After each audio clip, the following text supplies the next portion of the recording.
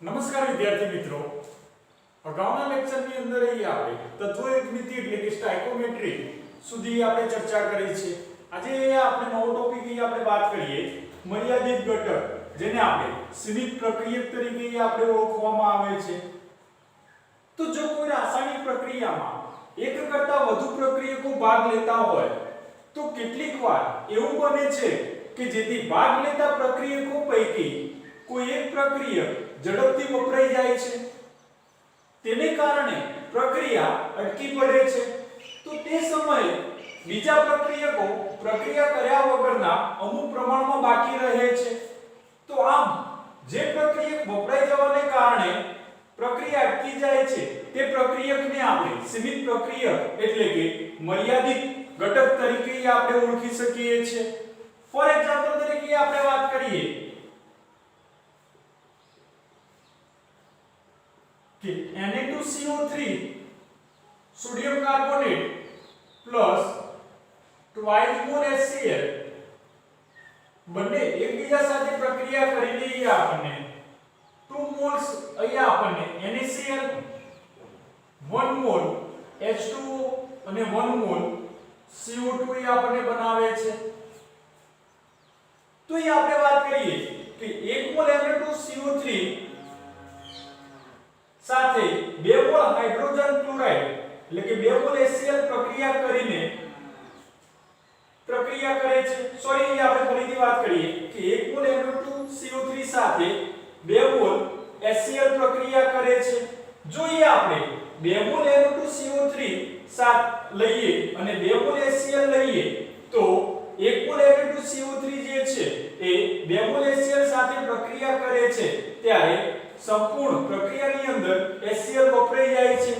એટલે કે પ્રક્રિયા કર્યા વગરનો 1 મોલ Na2CO3 વધે છે અને 2 મોલ HCl વપરાઈ જાય છે.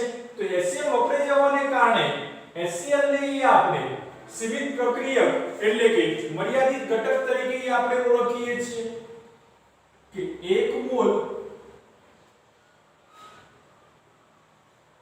Na2CO3 સાથે 2 મોલ HCl પ્રક્રિયા કરે છે.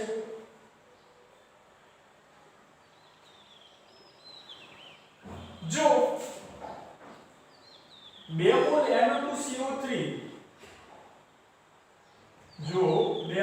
Na2CO3 અને 2 મોલ HCl લેવામાં આવે તો 2 મોલ HCl લેવામાં આવે તો 1 મોલ Na2CO3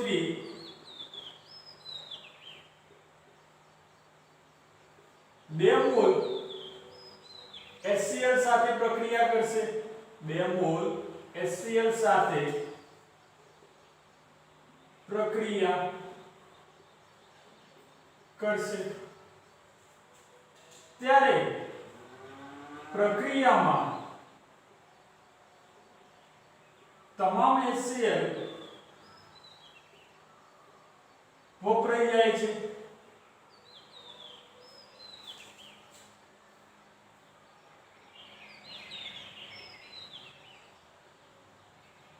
ત્યારે 1 મોલ Na2CO3 પ્રક્રિયા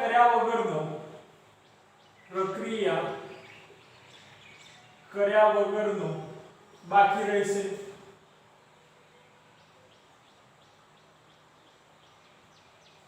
અને HCl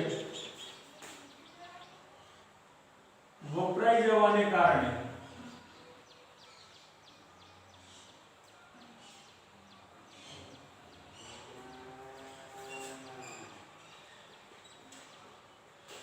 પ્રક્રિયા અટકી પડે છે. તેથી HCl ને સીમિત પ્રક્રિયક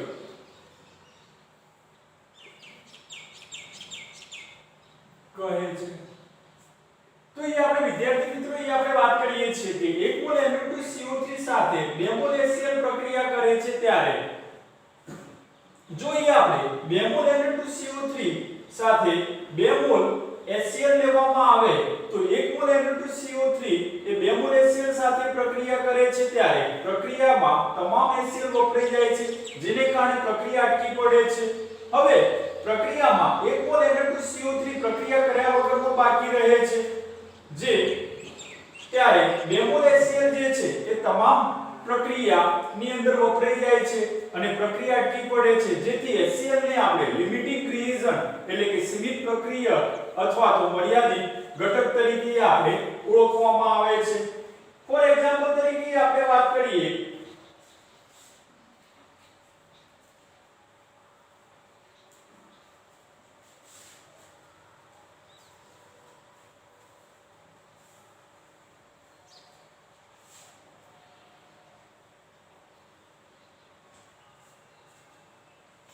અહીંયા આપણને કોયડા નંબર 1.5 આપેલું છે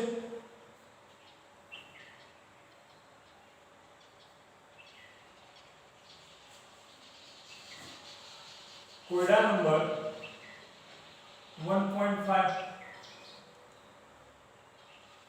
જે મોસ્ટ આઈપી એક્ઝામ્પલ તરીકે છે તો કોયડા નંબર 1.5 ની અંદર આપણે વાત કરીએ કે 50 કિલોગ્રામ નાઇટ્રોજન અને 10 કિલોગ્રામ હાઇડ્રોજનને NH3 મેળવવા માટે મિશ્ર કરવામાં આવ્યા ઉત્પાદિત થયેલા NH3 ની ગણતરી કરો આ પરિસ્થિતિમાં NH3 ઉત્પાદનમાં સીમિત પ્રક્રિયકને ઓળખી બતાવો તો એ આપણે લિમિટિંગ રિએજન્ટ એટલે કે સીમિત પ્રક્રિયક એ આપણે શોધવો છે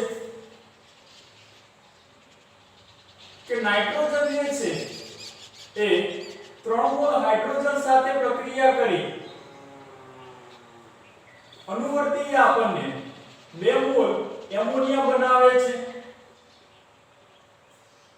તો એની અંદર આપણે સૌપ્રથમ આપણે નાઇટ્રોજન અને હાઇડ્રોજનના આપણે નંબર ઓફ મોલ્સ આપણે ફાઇન્ડ કરીએ તો નાઇટ્રોજનના મોલ ઇઝ ઇક્વલ ટુ વજન ભાગ્યા આણ્વિક દળ અહીંયા આપણે નાઇટ્રોજનનું વજન અહીંયા આપણને આપ્યું છે કિલોગ્રામમાં 50 kilogram nitrogen into 1000 gram nitrogen divide by 1 kilogram nitrogen into 1 mole nitrogen divide by એનું જે આણ્વીય દળ છે નાઇટ્રોજન 28 ગ્રામ નાઇટ્રોજન તો એ આપણે આન્સર કલેક્ટ કરી શકીએ છીએ 17.86 ગુણ્યા 10 ની 2 ઘાત મોલ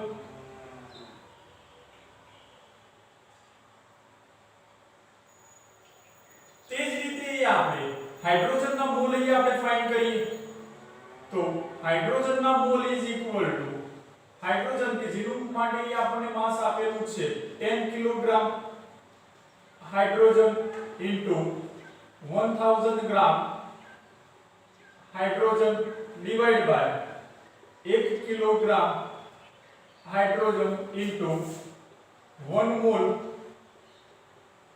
हाइड्रोजन के જેનું માસ અહીંયા આપણને 1 છે પરંતુ અહીંયા આપણને 2 મોલ્સ અહીંયા આપણને આપેલા છે તો 2 ગ્રામ હાઇડ્રોજન કે જેનું અહીંયા આપણે આન્સર અહીંયા આપણે કલેક્ટ કરી શકીએ છીએ 4.96 ઇન્ટુ 10⁻³ મોલ તો એ આપણે ઉપરના બંને સમીકરણની અંદર એ આપણે વાત કરીએ કે 1 મોલ નાઇટ્રોજન સાથેની પ્રક્રિયામાં 1 મોલ નાઇટ્રોજન સાથેની પ્રક્રિયામાં 3 મોલ હાઇડ્રોજનની જરૂર પડે છે તેથી આપણે 17.86 * 10⁻² મોલ નાઇટ્રોજન માટે જરૂરી હાઇડ્રોજનના મોલ થશે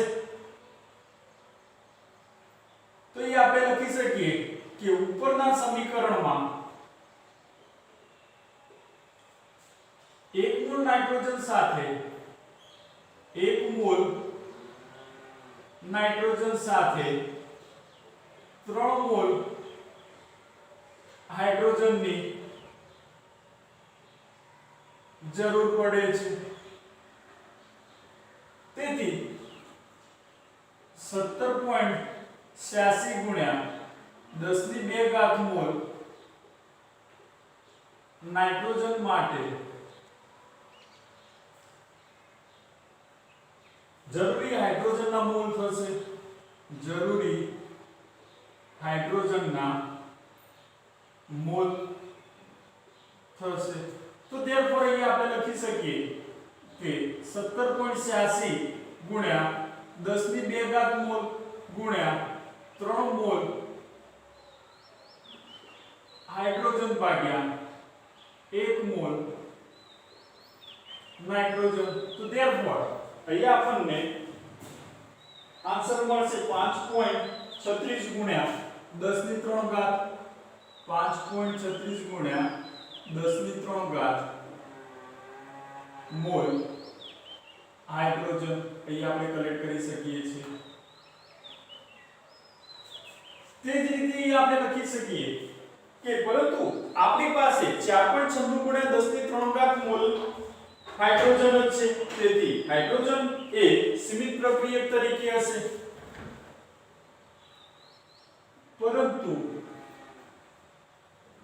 આપણી પાસે 4.96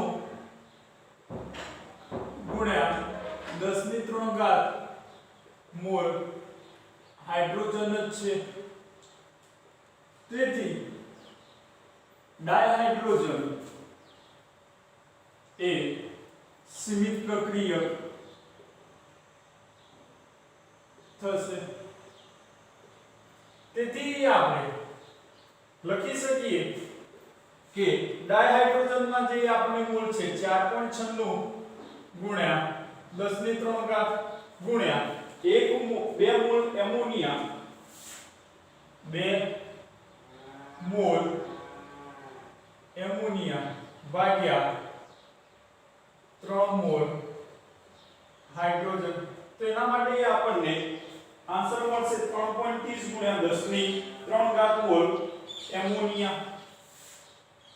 3.30 ગુણ્યા 10 ની 3 ઘાત મોલ અહીંયા આપણે એમોનિયા આપણે કલેક્ટ કરી શકીએ છીએ.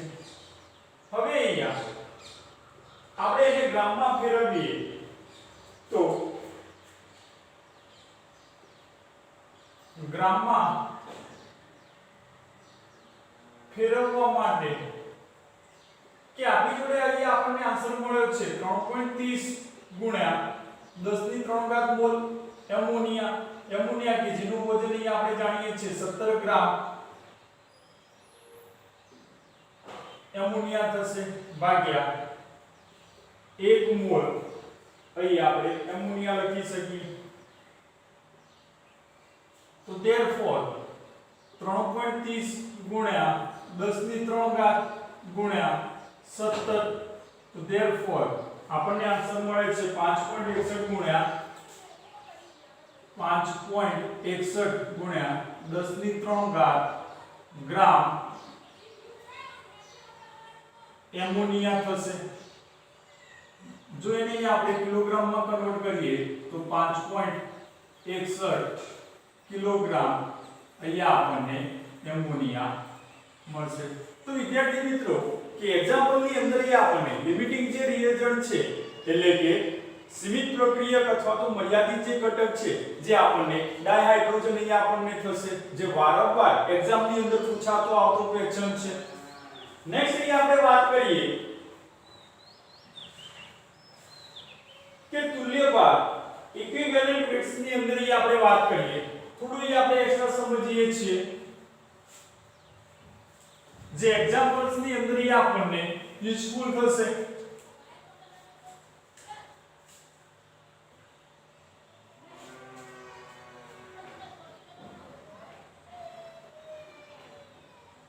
તુલ્યભાર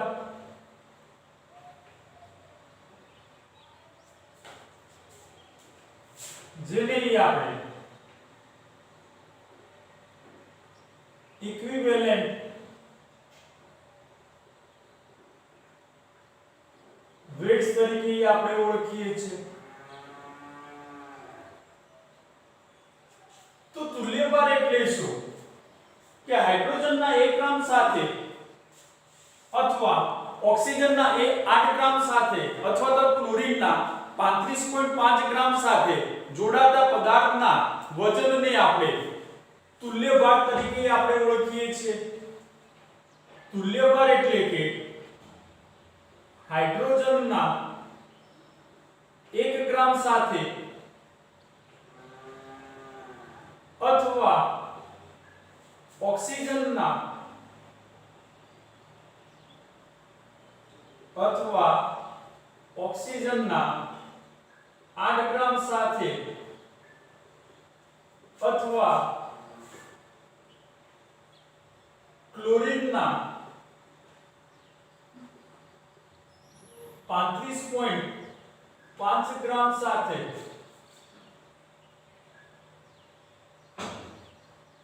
જોડાતા પદાર્થના દળને તે પદાર્થનો તુલ્ય ભાર કહે છે.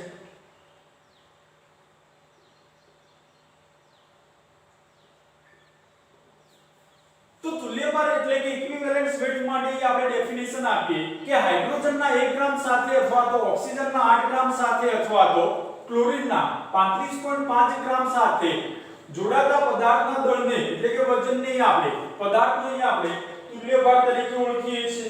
તો એસિડિક પદાર્થ માટે તુલ્ય ભારની વાત કરીએ.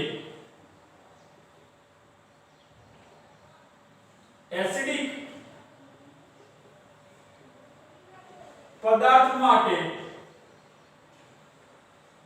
તુલ્ય ભાર = અણુભર ભાગ્યા સૂત્ર તમારે યાદ રાખવાના છે. અણુભર ભાગ્યા એની બેઝિકતા થશે. એસિડિક પદાર્થ માટેનો તુલ્ય ભાર = અણુભર ભાગ્યા બેઝિકતા. તે જ રીતે આપણે બેઝિક પદાર્થ માટે તુલ્ય ભારની આપણે વાત કરીએ તો બેઝિક પદાર્થ માટે તુલ્ય ભાર = અણુભર ભાગ્યા એની એસિડિકતા અહીં આપણે લખી શકીએ છીએ. અણુભર ભાગ્યા એસિડિકતા થશે. તે જ રીતે ન્યુટ્રલ એટલે કે તટસ્થ પદાર્થ માટે તુલ્ય ભાર = અણુભર ભાગ્યા એની સંયોજકતા અહીં આપણે લખીએ છીએ. તો વિદ્યાર્થી મિત્રો અહીં આપણે એસિડિક પદાર્થ માટેનો જે તુલ્ય ભાર શોધવો છે તો એના માટે આપણી જોડે ઇક્વેશન છે કે અણુભર ભાગ્યા બેઝિકતા. તે જ રીતે બેઝિક માટે અણુભર ભાગ્યા એસિડિકતા અને ન્યુટ્રલ એટલે કે તટસ્થ પરમાણુ માટે આપણે અણુભર ભાગ્યા સંયોજકતા લખીએ છીએ. તો કેટલાક એસિડ બેઝ અને તટસ્થ પરમાણુ માટેની એસિડિકતા બેઝિકતા અને સંયોજકતાની અંદર આપણે વાત કરીએ કે ફોર એક્ઝામ્પલ તરીકે આપણે વાત કરીએ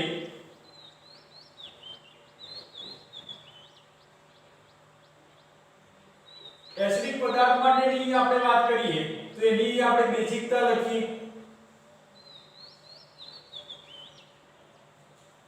પછી આપણે વાત કરીએ કે HCl મોલેક્યુલ છે કે જેની બેઝિકતા એ આપણને 1 થશે.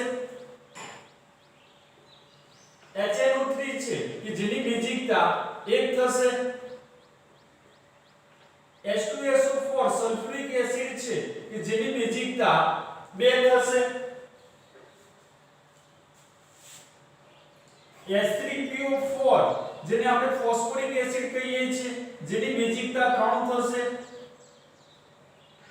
H3PO3 ફોસ્ફરસ એસિડ જેની બેઝિકતા 2 થશે. અને થર્ડ H3PO2 કે જેની બેઝિકતા 1 થશે.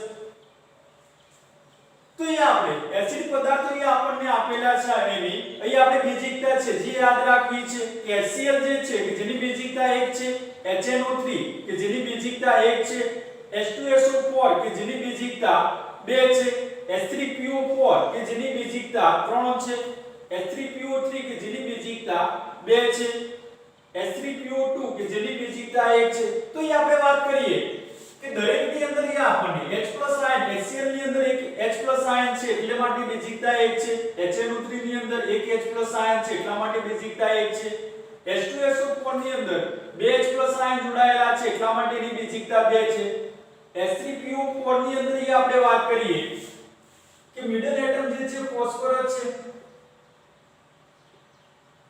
કે એની સાથે એક ઓક્સિજન જે છે એ ડબલ બોન્ડ દ્વારા જોડાયેલો છે, બાકીના જે 3 ઓક્સિજન જે પરમાણુ છે સિંગલ બોન્ડ દ્વારા જોડાયેલા છે. આ ઓક્સિજન સાથે 3 હાઇડ્રોજન પરમાણુ અહીંયા આપણને જોડાયેલા છે. તો અહીંયા આપણને ફોર્મ્યુલા થશે H3PO4. તો H3PO4 ની અંદર આપણે વાત કરીએ કે જે 3 હાઇડ્રોજન જે પરમાણુઓ છે એ 3 હાઇડ્રોજન પરમાણુ એ ડાયરેક્ટલી એટલે કે સીધા ઓક્સિજન પરમાણુ સાથે જોડાયેલા છે એટલા માટે એ ટ્રાઇબેઝિક એસિડ તરીકે આપણે ઓળખીએ છીએ કે H3PO4 ની અંદર 3 હાઇડ્રોજન પરમાણુઓ છે એ 3 હાઇડ્રોજન પરમાણુ સીધા ઓક્સિજન પરમાણુ સાથે જોડાયેલા છે એટલા માટે ટ્રાઇબેઝિક છે.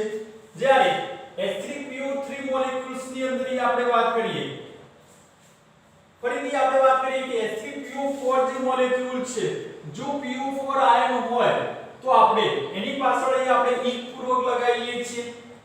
વિદ્યાર્થી મિત્રો આપણે યાદ રાખવું છે કે જો PO4 આયન હોય તો એની પાછળ આપણે ઇંક પૂર્વક લગાવીએ છીએ એટલે કે હાઇપો ફોસ્ફોરિક એસિડ તરીકે આપણે ઓળખીએ છીએ. જ્યારે PO3 આયન હોય તો આપણે અસપૂર્વક લગાવીએ છીએ એટલે કે હાઇપોફોસ્ફરસ એસિડ થશે કે એની અંદર જે છે 3 ઓક્સિજન જે છે એ સિંગલ બોન્ડ દ્વારા જોડાયેલા છે.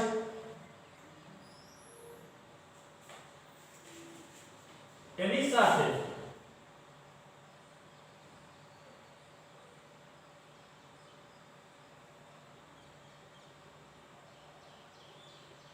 બે જે હાઇડ્રોજન પરમાણુઓ જે છે એ બે હાઇડ્રોજન જે પરમાણુ છે ડાયરેક્ટલી બે ઓક્સિજન પરમાણુ સાથે જોડાયેલા છે એટલા માટે એ ડાયબેઝિક છે કે જેની અંદર આપણે જો PO3 આયન હોય તો એની અંદર આપણે અસપૂર્વક લગાવીએ છીએ એટલે કે હાઇપો ફોસ્ફરસ એસિડ તરીકે આપણે ઓળખીએ છીએ. સેકન્ડલી આપણે વાત કરીએ બેઝિક પદાર્થ માટેની એની એસિડિકતાની અંદર આપણે વાત કરીએ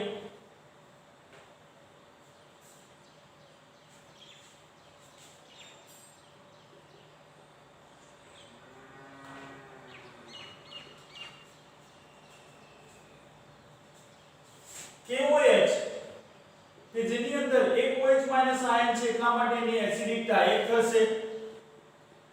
NaOH કે જેની એસિડિકતા 1 થાય છે. LiOH કે જેની અંદર એક OH- છે કે જેની એસિડિકતા 1 થશે.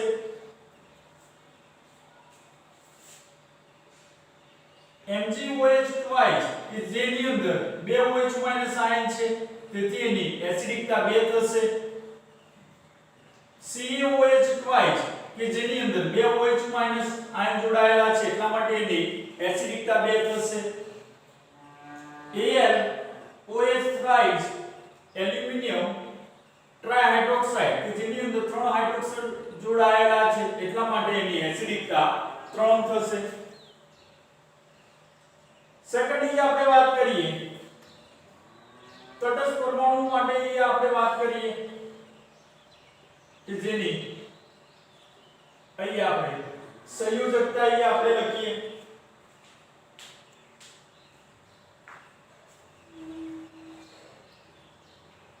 K2Cr2O7 પોટેશિયમ ડાઇક્રોમેટ કે જેની સંયોજકતા 6 છે. K2CrO4 કે જેની સંયોજકતા 3 છે. હવે અહીંયા આપણે યાદ રાખવું છે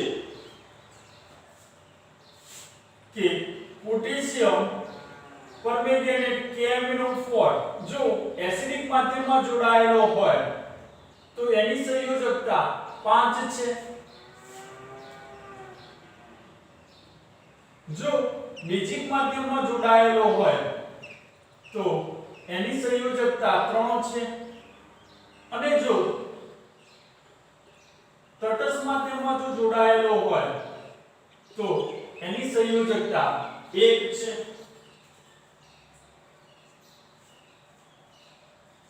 NaCl જેને આપણે સોલ્ટ મીઠું તરીકે ઓળખીએ છીએ કે જેની સંયોજકતા 1 છે।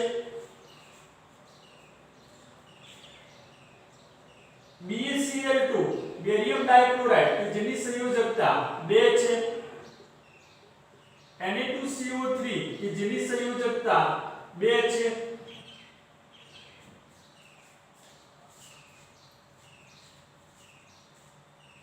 અને AlCl3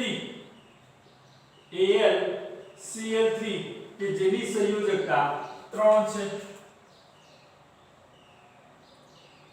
તો ખાસ અહીંયા આપણે યાદ રાખવું છે કે એક્ઝામ્પલ ની અંદર વધુ અહીંયા આપણને આપશે કે KMnO4 જો એસિડિક માધ્યમમાં જોડાયેલો હોય તો એની સંયોજકતા 5 છે, જો બેઝિક માધ્યમમાં હોય તો 3 છે અને તટસ્થ માધ્યમમાં હોય તો અહીંયા આપણે 1 આપણે જોડાયેલા છે।